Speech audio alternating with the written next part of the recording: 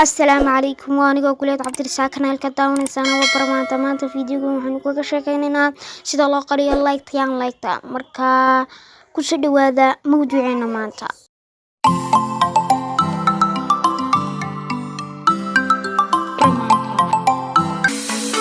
waxaan isticmaalaynaa applicationka YouTube Studio aad ku taqaanaan hadii aan aqoonin ninkiisa aan soo dhigay description-ka sayid kala degi doontaan marka waan soo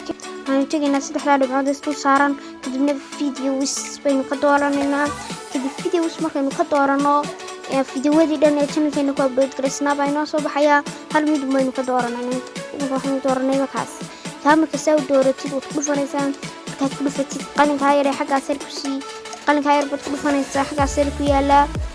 qalinka marka soo dhufatidisna soo baxaya marka soo baxo bartax ka sii dooranaysaa advanced setting-ki kada advanced setting soo dooratid hoos ba soo sikinaysaa in doora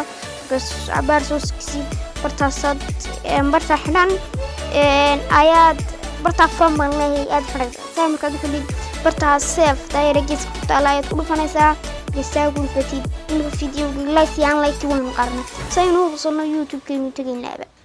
fiidiyowgii aynu daaraynaa si aynu u hubsano inaynu qarinay like-tii iyo unlike-tii imka waa ka like-tii iyo unlike-tii way qarsan tahay sad u jeedaanba like-tii iyo unlike-tii way qarsan tahay